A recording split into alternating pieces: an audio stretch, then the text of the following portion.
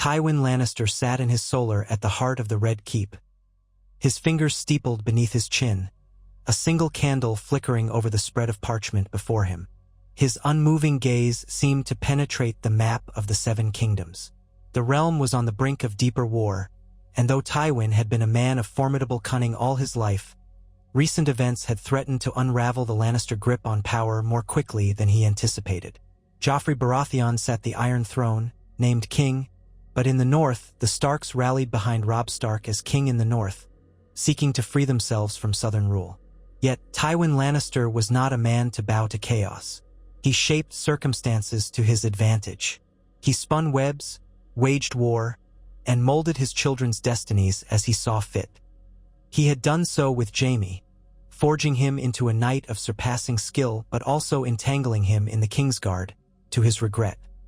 He had done so with Tyrion, leveraging his wits in a manner that satisfied Tywin's grudging recognition of his talents while ensuring the dwarf son remained little more than a tool.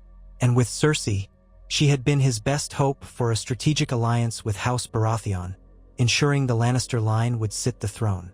But recent events complicated all that. Now, Tywin believed he had found a new solution. He would form a peace with the Starks, an unthinkable notion under ordinary circumstances. That peace would be sealed with a marriage, and the bride, unbelievably, would be Cersei Lannister herself. Cersei, in a different part of the castle, knew none of this. She was pacing her chambers, anxiously awaiting word from her father. She had heard whispers that he was coming to King's Landing. Whispers, too, of new schemes. The notion both thrilled and unnerved her.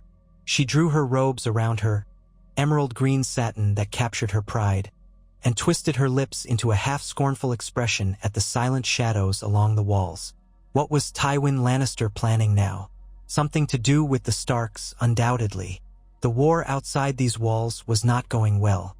The young wolf, Robb Stark, had surprised Tywin's forces time and again, capturing Jaime, besting them in open battle. As galling as it was to admit, the Starks' momentum had grown. Later that same evening, a hushed servant delivered an invitation. Lord Tywin wanted her presence. No servants in attendance. In the solar. She made her way through torchlit corridors of cold stone, each step echoing with her own disquiet. Her father's invitations were never truly invitations. They were summons. She would go, as always, because she had no other choice. She pushed open the polished oak door and entered. The solar was bedecked with practical finery. None of the frivolous adornments that King's Landing courtiers might flaunt. Maps of the Westerlands, the Trident, and the North pinned to the walls. A large table, seldom used for banquets, was strewn with letters, sealed parchments, and a golden lion sigil pressed into wax. Tywin Lannister stood behind the table, hands clasped at his back.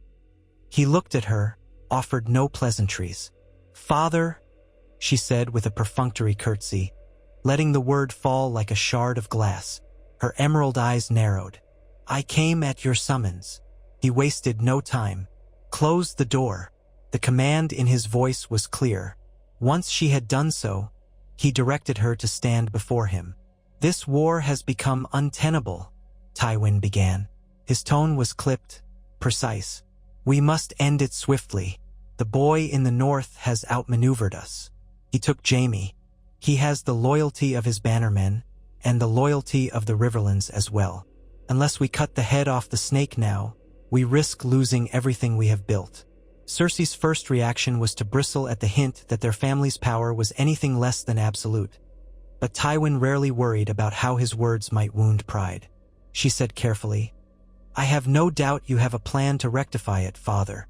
Her father's face was severe, colder than winter steel.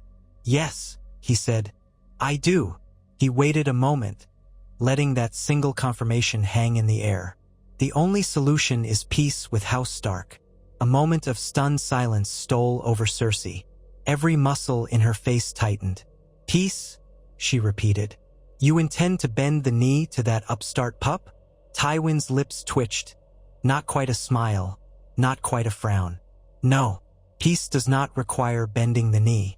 The boy styles himself king in the north. He has no illusions about ruling the realm at large, only his share of it. The Iron Throne cannot abide a separate kingdom in the north forever, but for now, I must bring an end to his rebellions. We must free Jaime. We must secure the continuation of the Lannister name on the throne. And that can only be accomplished by forging an alliance.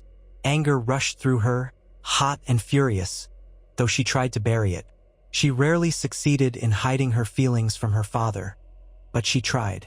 She forced her lips not to curl. And how do you propose this alliance be formed? Tywin's gaze flickered across her face, reading her like an open book. He steeled himself, as though his next words were no easier for him to speak than they would be for her to hear. I will propose a wedding. The boy has lost his father. You have lost your husband, King Robert. Now you shall wed Robb Stark. The words hung in the air, monstrous, unthinkable. Cersei felt her heart pound in her chest. The very idea was abhorrent. First and foremost, the difference in ages, though not so extreme in these tumultuous times, was overshadowed by the yawning gulf of enmity between them. She had spat curses upon the Starks for years, had orchestrated Ned Stark's downfall. And now, to marry his son? She couldn't help but let laughter out, cold, sharp. You must be mad, she said. Do you intend to make me a broodmare for these direwolves in the north? Tywin's face was stone. It is not a matter of my intent. It is a matter of necessity. Jaime is a prisoner of the Starks, and if you think that boy will simply release him out of some sense of honorable courtesy, you are mistaken. War is uncertain. We have bled soldiers. We lost Tyrion in the Vale for a time, though he is free now, and the tides of battle have not been as favorable as we might wish. He paused, measuring her reaction. If there is a wedding, if we secure a Stark-Lannister peace, Jaime will be returned to us. The North will cease its rebellion. Joffrey's throne will be uncontested by the only real threat it currently faces. Renly is dead, Stannis is a matter for another time. But first we neutralize the North. We do that through you. Cersei trembled with fury. I am the Queen Regent, she said, her voice low, clipped. My son is king. You would degrade me, subject me to that boy as if I were chattel to be passed around. Your son is king, Tywin said, voice unyielding, and you will preserve his throne by doing your duty. Perhaps you have forgotten your duty in the comfort of your status. His eyes gleamed hard like green ice. I have not. She wanted to rage, to tear at the walls, to curse her father for the cruelty of his demands. But she was not naive enough to believe Tywin was making a mere suggestion. She saw it on his face. If she refused, she would pay. Maybe not now, maybe not tomorrow, but eventually. She could see that, in his mind, this was the path forward, the only path. He would do whatever was necessary to protect House Lannister. But how would Joffrey react? How would the realm react to the mother of the king suddenly wedding the northern rebel? Chaos would ensue. Then again, perhaps that was the point. Chaos might calm if the realm believed the North and the Crown had found some new, uneasy amity. Cersei swallowed. She could not think about the personal horror of being wed to Robb Stark. She could not picture the face of that young man who had defied them so thoroughly in the field. 1,000 doubts swirled. Would he even accept? Could this truly bring peace? She steadied herself. The alternative was war unending. Jaime in chains, perhaps dead. The throne threatened. It was monstrous, but she saw no simple way out. When she spoke at last, her voice was nearly as cold as Tywin's. He may not have me. He may reject the idea. He will not, Tywin replied. If he wishes to see his sisters returned safely, if he wishes for his mother's safety. We hold Sansa, and we hold Arya as well, though the younger has disappeared. And though that is not in our immediate control, the boy will not know all these details. He will not risk further harm to the sister who is in our custody. He is honorable like his father was. Catelyn Stark is also driven by duty to her children. They will take this alliance if it spares them more bloodshed. So long as they believe it profitable enough. They will want terms, release of hostages, the assurance that the North can govern itself. We will pretend to meet them halfway. And as soon as we have Jaime back, and the North's compliance, the realm can begin to settle. For a moment, Cersei's resentment was so large that her chest ached with it. She had sworn never to be any man's pawn again. She had borne King Robert's children. Well, publicly it was said they were his. But all her life, she had been used as a piece in her father's game. Now it happened once more, with a match 10 times as humiliating. But what choice did she have? She bowed her head in something like acquiescence, her voice stiff. "As you command, father." Tywin nodded crisply, as though that was settled beyond question. "This will happen swiftly. You will leave for Harrenhal within the moon's turn. I will arrange with the boy's mother the terms of the wedding. Keep your wits about you, and recall always you are a Lannister. We do not yield." Cersei left his presence as if in a trance. For days, her mind churned with dread and bitterness. She had known her father was capable of anything in pursuit of power, but never had she guessed he would stoop to offering her up to the Stark boy. She found herself recalling distant memories. Sansa Stark's frightened face, Ned Stark's stoic glare. To be tied to those people by marriage offended every fiber of her being. And surging beneath it all was a swirl of fear. She did not like to acknowledge fear, but she felt it all the same. She knew nothing of Robb Stark except that he was relentless on the battlefield, that his bannermen adored him, that he had outwitted her father's generals more than once. What sort of man was he in private? Would he torment her, hold her in contempt, or demand some semblance of cooperation from her? She did not know which was worse. Days passed, as did the negotiations. Ravens flew back and forth between King's Landing, Harrenhal, and Riverrun, where Catelyn Tully and Robb Stark currently maintained their seat of war. Rumors spread that Lord Tywin was meeting with envoys from the north, that the Lannisters were proposing some audacious treaty to secure Jaime Lannister's freedom. It was whispered among the small folk that the Queen Regent might marry again, though none truly believed she would marry a Stark. The suggestion seemed laughable. Yet, behind the scenes, the pieces were falling into place as Tywin had intended. He offered generous terms: release of Sansa Stark, assurances that the Riverlands would be spared further pillage, the promise that Robb would be recognized in his title as king in the north, though Joffrey's court would never say so publicly, and most of all, that once the marriage was consummated, Jaime Lannister would be freed, escorted south by a small retinue sworn to House Stark. Catelyn Tully, for her part, was in an agony of indecision. The war had claimed so many lives already. Her husband was dead, executed at King's Landing. Her daughters were lost or captive, though one at least was promised to be found and returned. Robb was strong, but he was also wearying of the relentless battles. His bannermen had begun to suffer the privations of war. Winter was coming, and they faced the possibility of a kingdom on the brink of famine if the war dragged on. The Lady of Winterfell weighed the cost. One wedding, albeit distasteful, might end the bloodshed and bring her son's sisters home. Robb Stark, stoic and proud, resisted at first. "How can I marry the mother of the boy king who killed my father?" he asked. But Catelyn pleaded with him to see reason. "They will never undo Ned's death, but your sisters might still be saved. We might bring an end to this conflict, keep the North free." She set her jaw, tears in her eyes. "Let the Lannisters pay for their crimes by giving us what we need: peace, security for the North. If you refuse them, we condemn ourselves to more war, and your sisters may never be returned." In the end, the image of Sansa in Lannister hands, alone and afraid, was too much for Robb to bear. Catelyn's arguments swayed him. The bannermen were divided. Some believed it was a humiliation for their king in the north to take a Lannister bride, especially one rumored to be so cunning, so proud. Others saw the advantage. If the Lannisters intended treachery, they would unmask themselves soon enough, but in the meantime the North could breathe again. Robb set his own conditions. He would wed Cersei only if Jaime was returned to the Lannisters the same day that Sansa was placed safely in the custody of the North. He demanded the presence of a large retinue from both sides to witness the exchange of hostages. Tywin Lannister reluctantly agreed to these demands. Their wedding would take place at Harrenhal, a fortress large enough to accommodate a grand ceremony and still neutral enough. neither in the Westerlands nor in the far north. It was also near the Blackwater, with roads connecting it to King's Landing. When Cersei learned of the details, her mind reeled. Marriage sealed publicly to be consummated so the realm might see the alliance was genuine.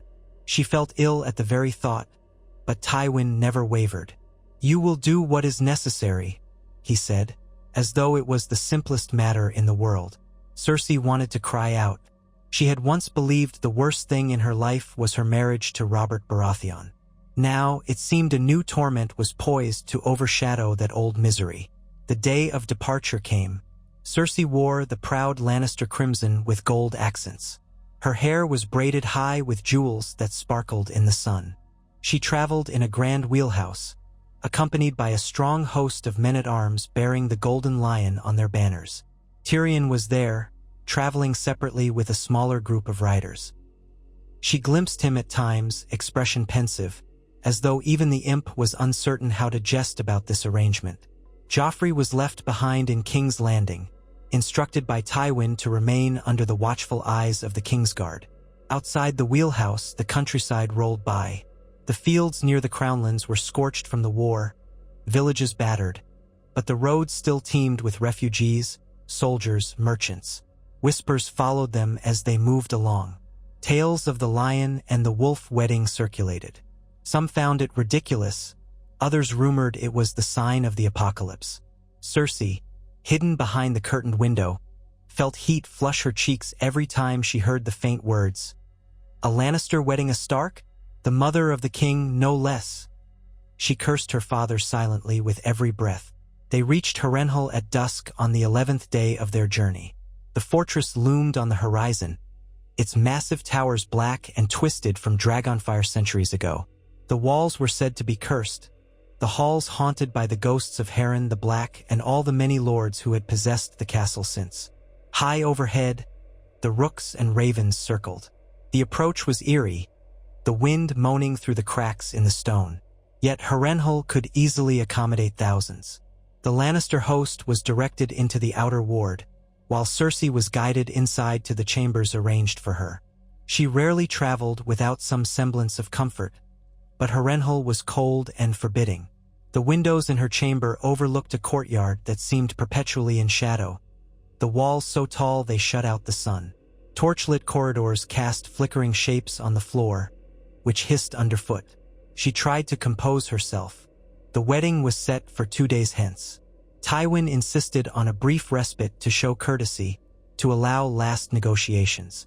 Robb and his mother had not yet arrived. She would not have to see him tonight. Tyrion visited her the next morning. He found her standing by a narrow window, staring out at the courtyard where Lannister soldiers drilled. His mismatched eyes, one green flecked with gold, the other black in the poor light, studied his sister. "I never thought I would see the day," he said quietly. She ignored him for a moment, then gave a snort. "Yes, well, nor did I. I suppose father has moved beyond all reason. Reason is not typically what I'd call this, but from his vantage, it might be the height of reason. We get Jaime back. The boy king, your beloved son, remains unchallenged from the north, and presumably, a new tie might keep the realm from splintering further. In any case, I came to see if you needed anything. I doubt anyone else will attend to your comfort in this place. Harrenhal is a damned ruin." Cersei almost smiled at his attempt at courtesy. Almost. Then she shook her head. "I need a way out of this, not your misplaced kindness." She sighed. "It's impossible. I'm trapped. There will be a wedding.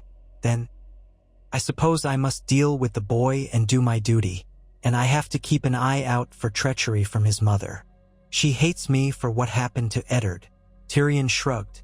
"Trapped or not, you are still a Lannister. The boy will learn soon enough that you are not to be trifled with. And if in the meantime we avert greater bloodshed, so much the better. I'm relieved for Jaime's sake, if no one else's." At the mention of Jaime, Cersei could not entirely deny a shard of relief. She wanted her twin brother free from his captivity. She hated the thought of him caged in some northern cell. If swallowing her pride was the price, she forced her mind to dwell on that. Perhaps that would sustain her in the days to come. The night before Robb Stark's arrival, Harrenhal was eerily quiet. The Lannister men in the hall drank and played dice, but the usual japes were subdued. An undercurrent of tension thrummed in the castle. Would the northern host come to negotiate, or come to claim the fortress by trickery? Tywin had brought enough men to ensure that if the northerners tried anything, they would pay dearly. But the memory of the young wolf's cunning lingered in every soldier's mind. Dawn broke gray and cold. Robb Stark arrived with his bannermen, accompanied by his mother, Lady Catelyn, and a retinue of stout Northmen. They rode beneath the direwolf banner, a gray wolf upon a field of white. Their armor was muddied from travel, but they bore themselves proudly. Many of the men wore cloaks of fur. The castle guards at the gates parted to let them pass. The courtyard filled quickly with the clang of horseshoes on stone, the bark of orders, the smell of sweat and old steel. Tywin Lannister, accompanied by Tyrion and a few selected knights, went down to greet them. Cersei did not stand on ceremony in the courtyard. She was in the hall with a vantage point from a window. She saw Robb Stark dismount. He was younger than she had realized, still a boy in some ways, but there was something in his bearing, some quiet determination that belied that label. He carried himself like a king. His hair was auburn brown, reminiscent of the Tully coloring, but his eyes were gray, the eyes of a Stark. He wore little ornamentation save the direwolf crest pinned to his cloak. She saw him greet Tywin stiffly, neither man offering false smiles. He turned to speak with Lady Catelyn, who, for her part, looked as though her heart was being crushed by every step she took. A wave of unsettled emotion washed over Cersei. To think this was the man she would call husband. He was half her age. She despised the thought. She scowled, her nails biting into her palm. But it was decided. By midday, the final negotiations took place in the great hall of Harrenhal. Guards lined the walls, equal numbers from the north and from the Lannisters. Each side had mistrust in their eyes. Tywin stood at the high table, imposing in his plate and mail, while Catelyn, Tully, and Robb stood just opposite. A hush pervaded the hall. Tywin spoke in a voice made for command. House Lannister offers the hand of Cersei, Queen Regent and mother to King Joffrey, in marriage to Robb Stark, King in the North. This union shall unite our two houses in peace. In exchange, House Stark shall release Ser Jaime Lannister and all other prisoners of war. House Lannister shall return Sansa Stark to her family. And Arya? Robb interrupted. Tywin's face did not flicker. We do not have Arya Stark in our custody, he said. She disappeared after Lord Eddard's demise. If we had her, we would return her as well. But Sansa shall be restored to you with no ransom demanded. We shall also refrain from sending men north of the neck for the duration of your lifetime, King Robb. These terms shall stand so long as the House Stark does not raise arms against the Iron Throne. Should you do so, the marriage bond will not protect you. Robb and Catelyn exchanged glances. They had already hammered out the details in prior missives, but hearing them aloud carried weight. Robb's jaw set. We accept these terms on one condition, that Jaime Lannister be delivered to Lord Tywin's men the same day Sansa is placed in my custody. No half measures. I will not see my sister remain a hostage after we have released the Kingslayer. Nor shall you claim that some condition remains unfulfilled. Tywin inclined his head. Agreed. You have our word. So it was sealed. The wedding would take place at twilight in the Godswood of Harrenhal, an attempt to appease the northern traditions. A few Lannister knights grumbled at the notion of wedding in front of those old weirwoods, but Tywin allowed it, thinking to flatter Stark sensibilities. When Cersei heard that evening of the final plan, she swallowed her loathing. She stood still as her attendants brushed her golden hair and pinned a silver net over it. They asked if she wished to wear the Lannister colors or those of the royal house. In a fit of petty rebellion, she insisted on wearing black silk, with only subtle gold embroidery at the hems. She would not wear Stark colors, not now, not ever. The twilight air was sharp as she entered the Godswood with a small retinue. Torches flickered along the main path. The heart tree of Harrenhal had twisted branches, and the face carved in the trunk was half burned or blackened by some old fire. It loomed over the clearing like a silent witness. Northern lords stood on one side: Roose Bolton, Rickard Karstark, the great John Umber. Catelyn was there, also in black, as if she still mourned Ned. Maybe she always would. The Lannister party gathered opposite, with Tywin at the forefront, flanked by Tyrion, Ser Gregor Clegane, and a handful of other knights. Between them, in an open space, stood Robb Stark, waiting. Cersei had dreaded the sight of him, but there was no avoiding it now. He wore a simple doublet of dark gray wool, trimmed in white, the direwolf insignia on his breast. A fur mantle hung from his shoulders. As she drew nearer, she realized that though he was young, he had gained the hardened edge of a man who had seen war. There was something about his eyes, an intensity, a quiet determination. She saw no fear in him. He kept his composure, just as she did, but she imagined that beneath it, his mind seethed with bitterness. He had cause to hate her and everything she stood for. She could not blame him for that. The words were spoken by a northern septon, a minor one, for the real ceremony in the faith's eyes would happen later, but at the urging of Catelyn, they performed both old gods and new, a compromise. The ceremony was shockingly brief. So much was a formality in warlike times. They had a vow, a binding, though the old gods seldom demanded words, just presence, acceptance, union. When it came time for them to speak their vow, Cersei's throat clenched. She forced out the words in a firm voice, almost disassociating from their meaning. I, Cersei of House Lannister, do take thee, Robb of House Stark, to be my husband, to have and to hold, from this day. The rest blurred. She could not look at him as she spoke. Robb's words came in a low, steady voice. I, Robb of House Stark, do take thee, Cersei of House Lannister, to be my wedded wife. Perhaps the old gods were weeping. She felt the eyes of the watchers upon her. She felt Tywin's cold stare, urging her to see this through. She felt the northern lords' mistrust, the Lannister knights' resentful acceptance. At last, the septon declared them man and wife. The watchers murmured subdued applause, but no one truly rejoiced. It was a wedding of politics, a union forced by war. Even so, it was done. Robb offered his arm stiffly. She placed her hand upon it, and they walked out of the godswood, side by side, in tense silence. A small feast was held in the great hall. It was not lavish. This was Harrenhal, and the specter of war hung over them still. But there was food enough, mead, and music from a handful of minstrels.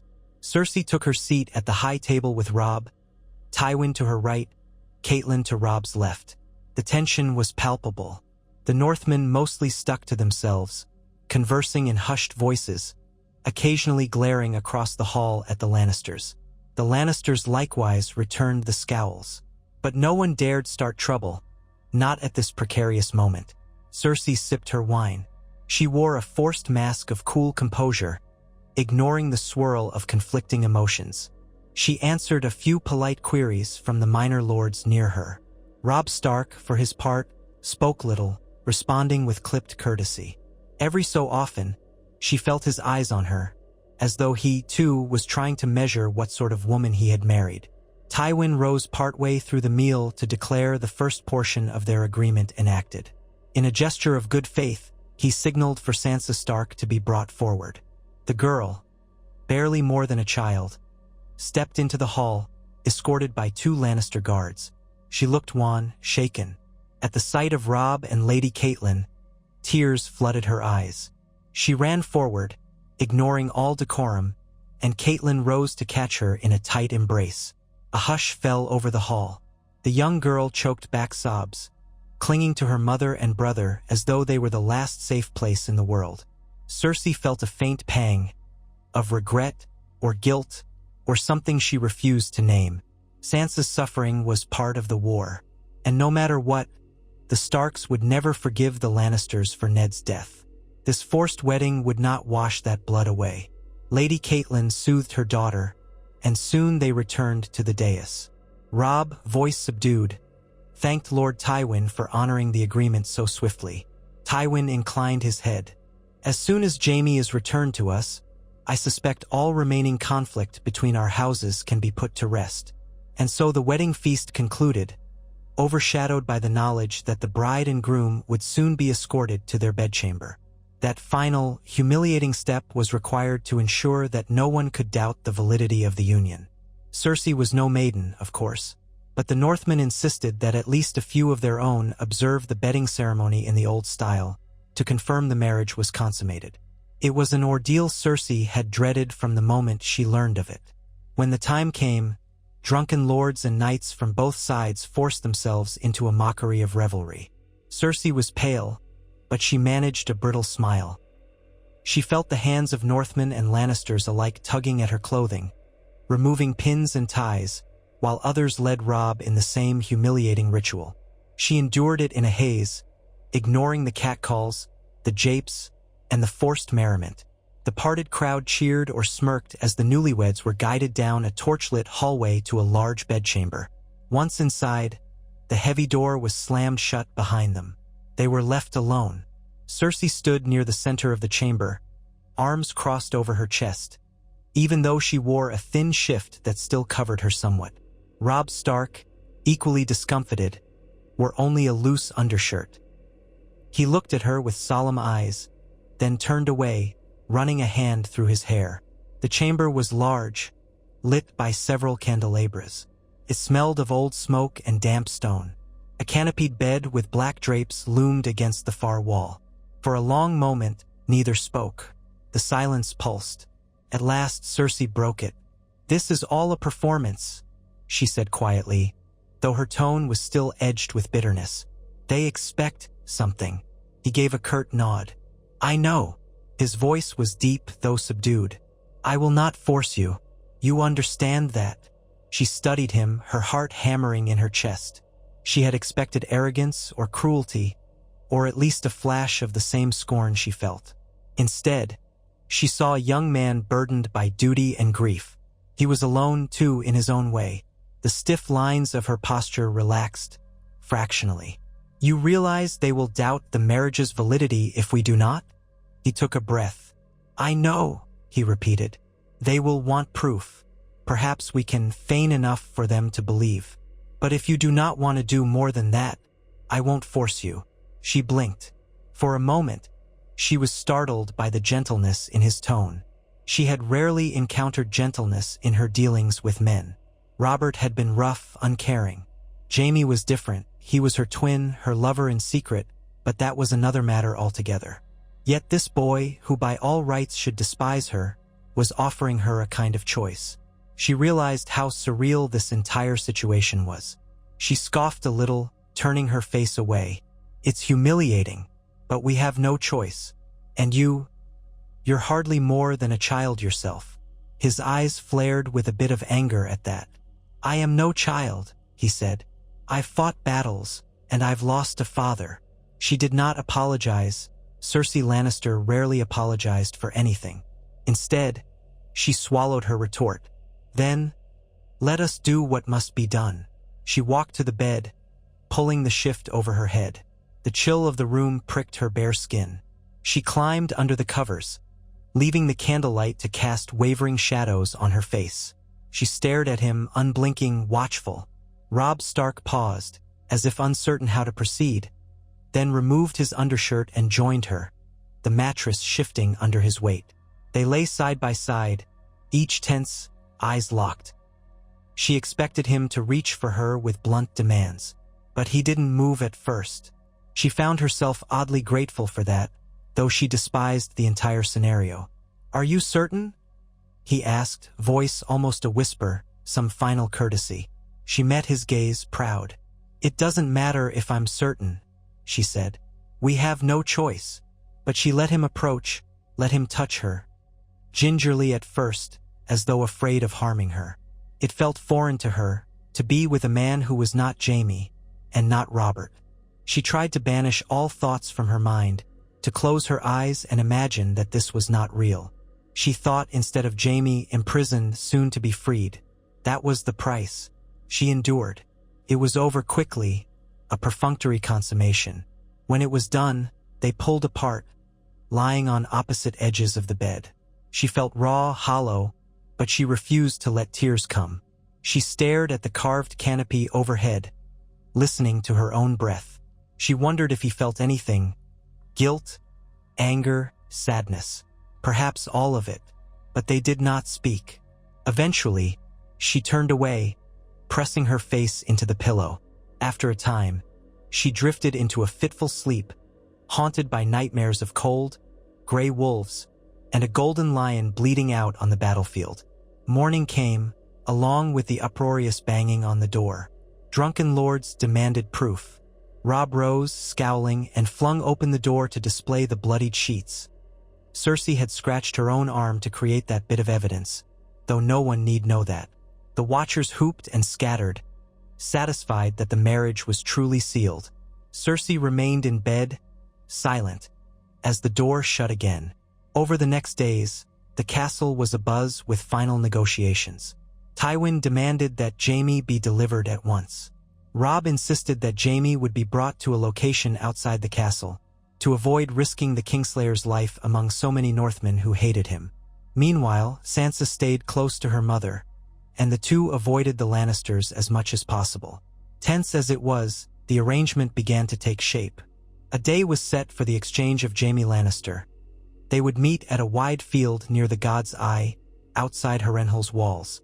The Northmen would deliver Jaime in chains, escorted by a small retinue, while the Lannisters would present the sealed document guaranteeing safe passage for the northern armies to return home. Cersei spent those days in an odd limbo. She was in name Robb Stark's wife, yet she hardly spent any time with him. She resided in her own set of rooms in Harrenhal. He remained with his mother and his bannermen in separate quarters. When they were forced to appear together in public dinners, a brief audience with some riverlords, they maintained the polite facade of a newly wedded couple. The conversation between them was minimal, stilted with unspoken resentment. At one such dinner, seated side by side at the high table, Cersei sipped her wine while Robb ate in silence. The great Jon, half drunk, laughed boisterously at some jest across the hall. Tywin had already retired for the night, leaving them to endure the courtesy of hosting. A group of minstrels played a melancholic tune near the dais. After several moments of that stifling atmosphere, Cersei finally said quietly, "I suppose you hate every moment of this." Robb turned his head slightly, regarding her. "Yes," he said. "This was not how I imagined my marriage would be, nor the war, nor anything. But I'm not naive enough to think it could have gone differently." She arched a brow. "You do realize that once you have Jaime, my father means to see you remain quiet in the north. You will have to keep to your end of the bargain, or else the crown will come after you again." His gray eyes flickered. "I will keep my word. I wonder if your father will keep his." She huffed a short, humorless laugh. "He will, so long as it benefits him. You should know that about House Lannister by now." Robb gave a small nod. "I do. But I also know I have to try, for my sister's sake, for my people. The North needs peace." She paused, studying the man who was now her husband. "War is not so easily contained," she said quietly. "You may find that your vow of peace is worthless if others rise up and challenge the Iron Throne. There is Stannis Baratheon, Balon Greyjoy." Robb clenched his jaw. "Then I'll face that when it comes. One enemy at a time." They lapsed into silence. But something had shifted, however slightly. They had acknowledged, in so many words, that they were trapped in the same game, with no love lost but with an odd understanding that it was bigger than both of them. At last, the day of the exchange arrived. The field near the God's Eye was flat and open, the tall grasses swaying in the wind. Lannister men under Lord Tywin's command stood arrayed in neat lines, armored infantry, crossbowmen at the flanks, cavalry at the edges. Opposite them stood the northern host, bristling with spears and banners. Cersei sat astride a white palfrey near her father. Robb rode to her left on a shaggy gray horse, Lady Catelyn at his side, Sansa perched behind her mother. Tension ran high. If either side attempted treachery, blood would be spilled in an instant. But each side seemed determined to see the matter through. A small group of northern riders emerged from the ranks, leading a prisoner in manacles. Jaime Lannister rode with stiff dignity, though he had lost weight, his face gaunt, his eyes bristling with anger. When he saw Tywin, he gave a half-grin, half-snarl. "Well, father, I trust you have been busy." Tywin's face betrayed nothing. "More than you know." The northern riders brought Jaime to a halt between the two armies. Simultaneously, a small group of Lannisters emerged, carrying a sealed letter proclaiming that the northern host would be granted free passage through the Riverlands, provided they undertook no further hostilities. They set it on a stone placed in the center of the field. Meanwhile, a second item was delivered, a signet ring from the king, Joffrey's ring, inscribed with the crown's authority. Robb eyed these tokens, then gave a nod to his riders. They removed Jaime's chains. Tywin dismounted, stepping forward. Jaime staggered slightly as he dismounted, but kept his balance. Father and son stood face to face for a moment, no words exchanged. Finally, Jaime turned a cold glance towards Cersei. "I hear you've wed the wolf. How quaint." She felt a hot flush of shame and anger, but she masked it. "It was father's will," she said icily. "We've done what we had to do." Jaime said nothing, but the derisive glint in his eyes spoke volumes. Then he glanced at Robb Stark, taking the young man's measure. "So, you're the pup who's beaten half our forces in the field. You'll pardon me if I don't kneel." Robb's face was impassive. "I'm not interested in your courtesy, only that you remember we had you in our power once. We can do it again, should this alliance fail." Jaime's grin was lazy, insolent. "We'll see." Then he turned away, linking arms with Tywin's men, who guided him back to the Lannister lines. At a signal from Robb, the northern ranks shifted, giving way for Catelyn and Sansa to ride forward unimpeded. They paused near Cersei and Robb. Lady Catelyn's gaze flickered between them. "It's done, then. Jaime Lannister is yours. My daughter is mine. Our war ends here." Tywin moved past them to confer with his officers, ensuring Jaime was safe, that the lines were prepared to march. Robb directed his men to break camp and head north. The exchange was successful. No one dared ignite a confrontation with thousands of steel-tipped weapons at the ready. Slowly, the two great armies began to drift apart, each returning to their respective roads. The uneasy peace was sealed. After that, Harrenhal emptied. The northerners marched out first, returning Sansa to safety among them. Catelyn parted from Robb with an embrace, her eyes full of concern. "You should come north with us," she urged. "You are our king, and Harrenhal is no place for you. Bring your wife if you must." She nearly spat that last word, though she tried to hide it. "I cannot leave you among Lannisters." Robb glanced over his shoulder. Cersei stood at a distance, quietly speaking with her father. "I have a duty here now, Mother. The North needs representation in the South if we are truly forging peace. Besides, if I return home with her, I might provoke half our bannermen to revolt.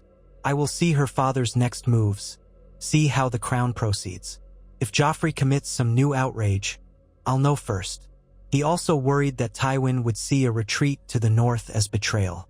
For now, this was the best chance to keep the tenuous alliance intact. Catelyn pressed her lips together, tears threatening. "I fear for you. There is so much bitterness. But I trust you to do what you must. Come home as soon as you can." He embraced her, then parted ways. He and a small retinue of northern knights remained behind with the Lannister contingent. Tywin announced that they would all ride to King's Landing to present the newly wedded couple at court. Cersei stiffened at the idea, but she realized it was necessary. The realm must see their alliance. The realm must see that the war, at least with the North, was ended. So they set out once more. Jaime rode with them, quiet and smoldering with anger, though he occasionally exchanged words with Tyrion. Cersei and Robb rode near the center, surrounded by a mixture of Lannister and Northern guards. It was a strange, uncomfortable journey. At night, Cersei and Robb shared a tent, but they barely spoke. A pall of tension lay between them, and it was simpler to pass the evenings in silence. She found him puzzling. so young, yet carrying himself with a burden of command. She suspected he found her equally inscrutable, a proud Lannister queen forced into a wolf's den. Yet necessity kept them from open hostility. They passed through the riverlands, seeing the scars of war, burnt farms, charred ruins, mass graves. Many small folk scattered at their approach, fearing more violence. Robb's face darkened each time they passed a ravaged homestead. He said little, but Cersei noticed how his jaw tightened, how he reined his horse with clenched fists. She found her own emotions in turmoil. She had orchestrated so much of the Southron War after Ned Stark's capture. And now, to see the devastation, she set her lips, refusing to let pity show, but it gnawed at her. At last, they neared the Crownlands. The river turned muddy near the capital. King's Landing came into view, a sprawl of buildings behind high walls, the Red Keep perched on Aegon's high hill. The lion banners flew from every tower. Beyond the walls, the stench was familiar. The city's filth had never been easily contained. Trumpets blared as they approached the main gates. Word had gone ahead that Tywin Lannister was returning, accompanied by Queen Regent Cersei and, of all people, the king in the north. The city guard parted to let them pass, astonished crowds lining the streets. There was a ripple of disbelief that the northern rebel walked beside the Lannister queen. Shouts of confusion, a few curses, and scattered applause for Tywin Lannister. Robb kept his eyes forward, expression stoic. They rode in procession to the Red Keep's yard. There, Joffrey waited on a dais, flanked by the Kingsguard. The boy king was taller than when Robb had last seen him, but the same cruel twist lingered in his lips. To his right stood the Hound, massive and scarred. On his left, Pycelle and Littlefinger hovered. Cersei dismounted, trying to read her son's face. Would he lash out in fury at seeing his mother with the Stark boy? She had not told Joffrey the full story, only that it was an arrangement for the good of the realm.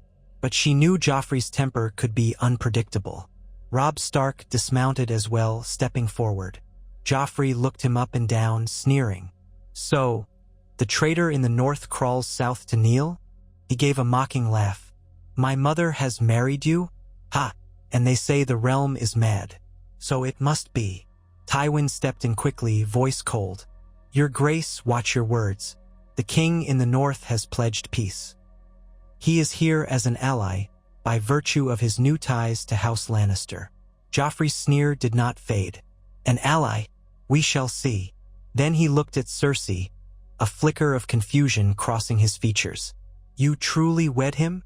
She forced a small bow, her face schooled into a mask. Yes, Your Grace. It was necessary to secure the release of your uncle Jaime, and to end the war. She gave a meaningful glance at Jaime, who was walking his horse behind them. Joffrey's gaze flicked to the Kingslayer, seeing him in battered clothes, sallow from captivity. Jaime offered a half salute. Joffrey harumphed, then turned back to the watchful throng in the yard. Scores of courtiers and guards had gathered to witness. Very well, the boy king proclaimed loudly. I suppose this calls for a feast. Let us see how the wolf drinks at the lion's table. And so began another chapter of the uneasy union. Over the weeks that followed, the court at King's Landing watched with wide eyes as Robb Stark and Cersei Lannister navigated an unprecedented arrangement. They were paraded at feasts, introduced to ambassadors, displayed on the dais at court sessions. Petitions from lords and ladies piled up, some seeking to curry favor with the North, others baffled by the new alliance. Tyrion, as master of coin, tried to maintain some semblance of order. Sansa, newly freed, had gone north with Catelyn, so there was no immediate hostage that the crown held over Robb's head, but Joffrey's unpredictability remained a threat. In private, the marriage was frigid at first. Cersei went about her duties as Queen Regent, overshadowed by her father's dominating presence in the council. Robb was often absent, spending time in the training yard or meeting with the city watch to ensure that the Northmen were treated fairly. Sometimes, he would join the small council to observe the realm's governance. He spoke little but listened intently, picking up the twisted intricacies of King's Landing politics. Littlefinger tried to charm him, offering sly words about alliances with the Vale. Varys watched from the shadows, no doubt sending out spiders to glean every tidbit of information. At nights, in their chambers, Cersei and Robb maintained a perfunctory relationship. They would undress, share the bed. Sometimes there was the mechanical consummation of the union, less out of desire, more out of some sense of necessity, or out of curiosity at times. Other nights, they slept apart in the same bed, separated by silence.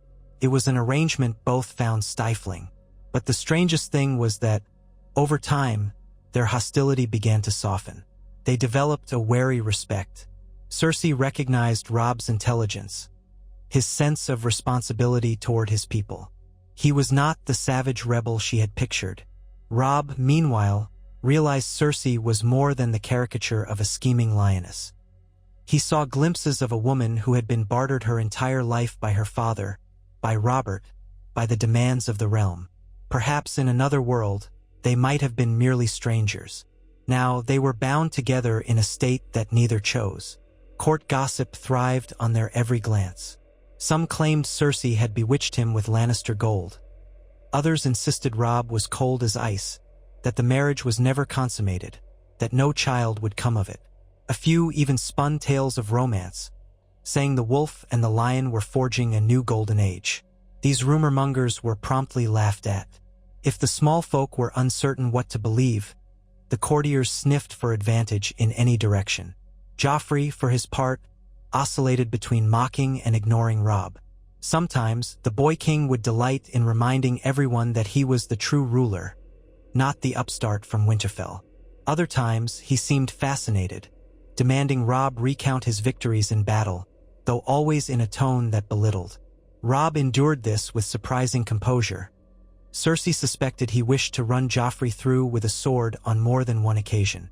But each time, Tywin's disapproving gaze was there, and Robb refrained. Jaime's return to the Kingsguard put another layer of tension in the castle. He rarely spoke of the months he spent in Stark captivity, but neither did he thank Cersei for the marriage that secured his freedom. She found that painful. Jaime had always been the one comfort in her life. But now something had changed between them. She was forced into another man's bed, forced to bear the label of the wolf's wife. The lines she and Jaime had blurred for years became more tangled. Jaime's green eyes sometimes flared with jealousy, sometimes with anger directed at Tywin, at everyone. But he said little. He practiced in the yard, patrolled with the Kingsguard, and maintained a stoic distance. And so life in King's Landing went on, overshadowed by 1,000 complexities. The realm at large was still in turmoil. Stannis on Dragonstone, rumors of Daenerys Targaryen across the Narrow Sea, the Tyrells forging their own alliances. Yet the North remained quiet for now. Robb's bannermen withdrew behind Moat Cailin, content that their king lived and watched from the south. In the private hours, Cersei sometimes found Robb reading dispatches from his mother, from the lords of the north, or from the Riverlands. He was stoic as always, but she saw worry etched in his brow. One evening, after removing her jewels and brushing out her hair, she asked him in a low voice, "What troubles you?" She was surprised at herself for asking. She rarely ventured polite conversation with him, but something about the furrow in his brow stirred her curiosity. He glanced up from the letter. "Winter is coming," he said with quiet gravity. "We say that in the north. It's not just a motto. My mother writes that the first snows have fallen near the wall. Crops are poor. If this is truly to be a long winter, my people will suffer. I should be there to help them prepare." She exhaled. "You think the crown cares about such things?" Her tone held bitterness.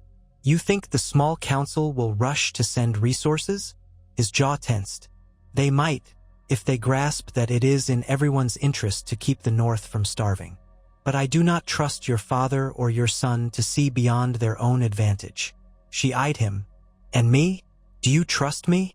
He was silent for a moment, weighing his words. "I trust you to want the best for your own family, above all else. It's not so different from me." A faint, almost wry smile tugged at her lips. She found she could not disagree. "So what will you do?" He set aside the letter. I will petition the small council for relief, for shipping grain from the Reach or the Crownlands to White Harbor, if the snows do not abate. If they refuse, I'll find another way. She raised a brow. Another way? He sighed. Perhaps calling on the Tyrells directly, forging an arrangement for trade. I don't know. I only know that the North cannot survive a harsh winter without support from the South. And the Southern lords are content to let us freeze if it suits them. She mulled that over. Something in her chest twisted uncomfortably. Her father's approach to governance was always to benefit House Lannister first. But if the North fell into famine, what chaos might ensue? She thought of the precarious alliance. She thought of how little the Southern lords truly cared about the rest of the realm. She sighed, rubbing her temples. You may find the Queen Regent is not wholly without influence, she said finally.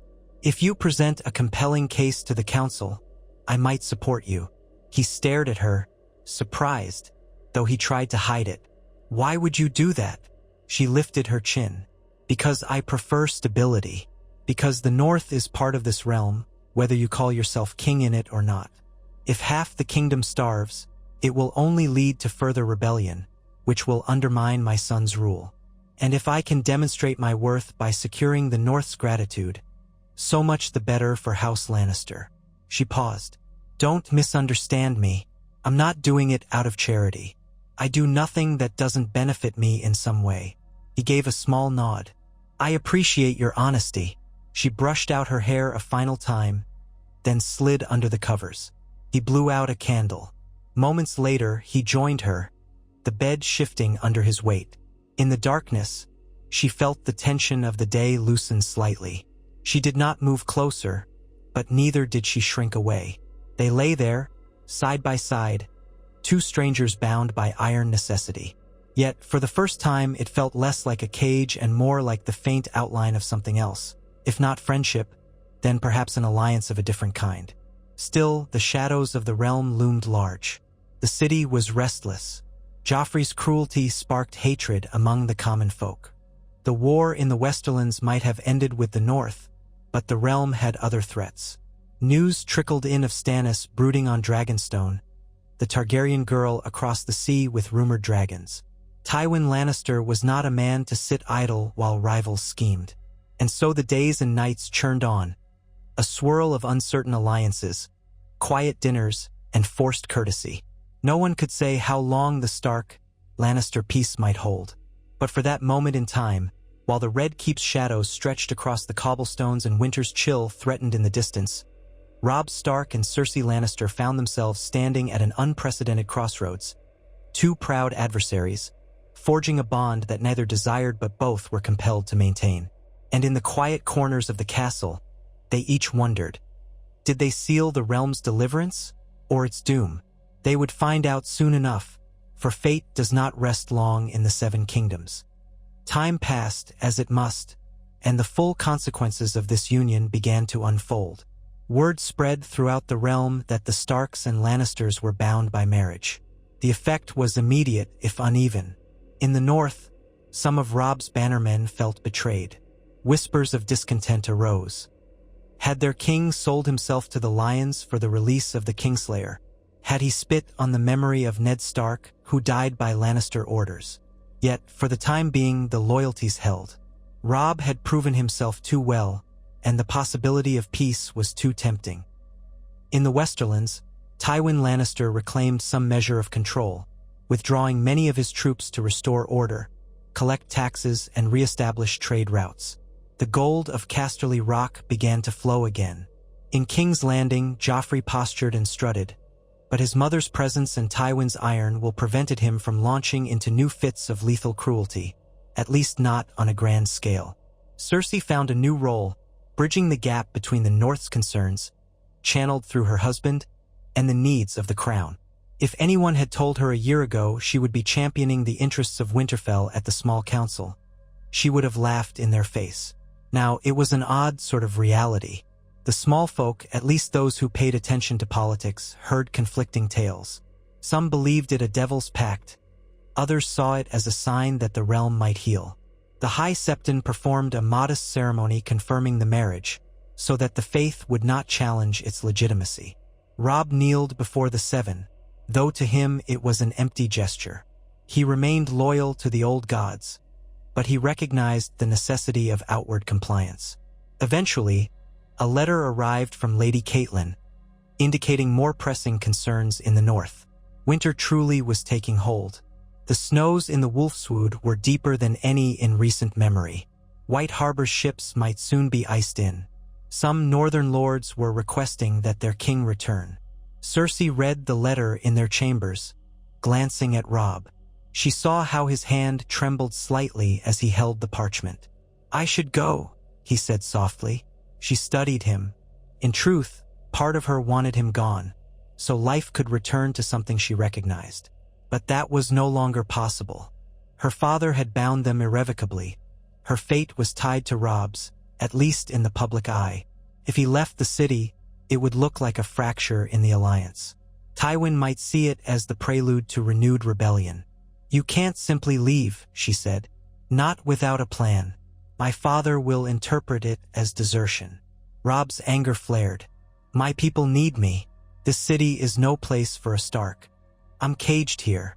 She felt a flicker of sympathy, but quashed it.